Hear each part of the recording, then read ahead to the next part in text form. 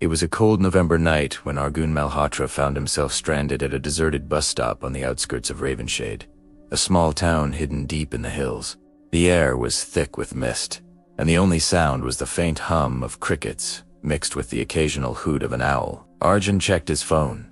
No signal. He had been on his way back from a friend's wedding when his car broke down. The mechanic had told him the next morning would be the earliest they could tow it. So, with no other choice, he decided to take the last bus heading into town. The old wooden signboard beside him read, Bus 46 Ravenshade Depot. Last trip, 11:45 p.m. The time on his wristwatch blinked, 11:30. 15 more minutes. Cooled.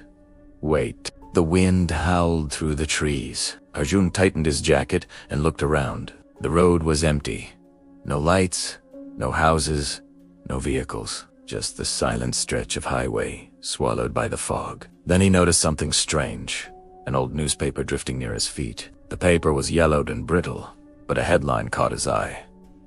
Bus 46 mysteriously vanishes, 14 passengers missing. His breath hitched. The date, November 13th, 1995. Exactly 30 years ago tonight. He laughed nervously. Just some old story, he muttered, trying to shake off the unease creeping up his spine. At 11:45, headlights cut through the fog. An old, creaky bus screeched to a stop in front of him. The front sign flickered weakly. Bus 46 Ravenshade Depot. The doors hissed open. Lucky night, huh? The driver said with a crooked smile. He was pale, thin, wearing a worn-out uniform. His eyes, almost gray, seemed to dull, to lifeless. Arjun hesitated but climbed aboard. Inside, the bus smelled faintly of damp wood and rusted metal. Only a handful of passengers sat scattered, all of them eerily quiet. Some stared blankly out the windows. Others had their heads bowed, motionless. Arjun found an empty seat halfway down. He tried to smile at the man across the aisle, but the man didn't respond. He just sat still, his face turned toward the window, lips slightly parted as if whispering something only he could hear. The bus started moving. The road outside was empty. The fog was so thick, it looked like they were floating in a white void. After a few minutes, Arjun leaned forward. "Excuse me," he asked the driver. "Does this bus really go to Ravenshade Depot?" The driver's eyes met his in the rearview mirror. Where else would it go? A sighed softly. Something in his tone sent a chill down Arjun's spine. Minutes turned into an hour, but the bus never stopped. No one got off.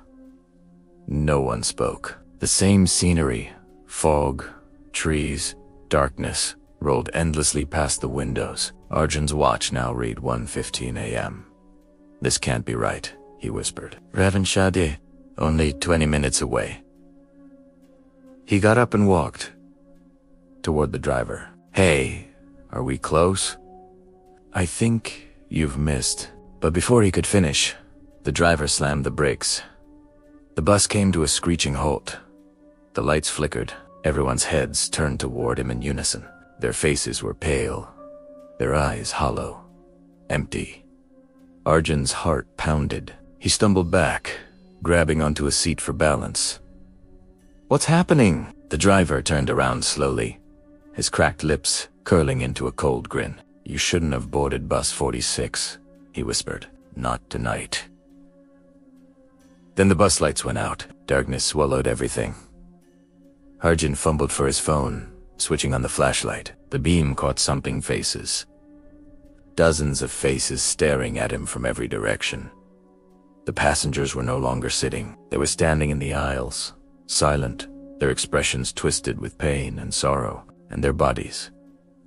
They weren't solid. They were fading, like mist. He screamed. The driver's voice echoed through the darkness. 30 years ago, this bus never made it to Ravenshade. We crashed into the gorge at midnight. Everyone died, except one. The air turned icy, cold. Arjun's breath fogged up in front of him. You're lying," he shouted. The driver chuckled. "Then why don't you Check the seat you're sitting in. Arjun turned, trembling. There, carved into the wooden seat, was a faint engraving. A Malhotra. His knees buckled. That's my name. ... double. Quotes. The fog outside thickened until the windows turned white. The passengers began to whisper, their voices blending into a low, haunting chant. Join us. Join us. Finish the journey. The bus began to move again on its own. The engine roared. The wheels spun. And outside, the faint outline of a broken bridge appeared through the fog. No! Arjun shouted, running toward the driver. But the man was gone. The driver's seat was empty. The bus sped faster to 80, 90, 100 kilometros por hora. He tried to open the doors, but they wouldn't budge. The windows refused to break.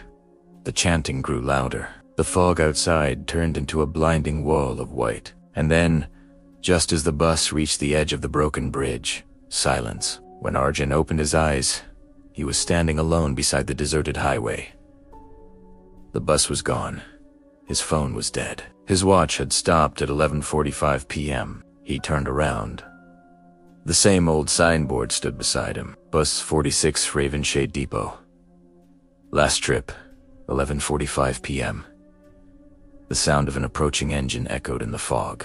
Headlights appeared again. And a voice called out, "Lucky night, huh? Need a ride?"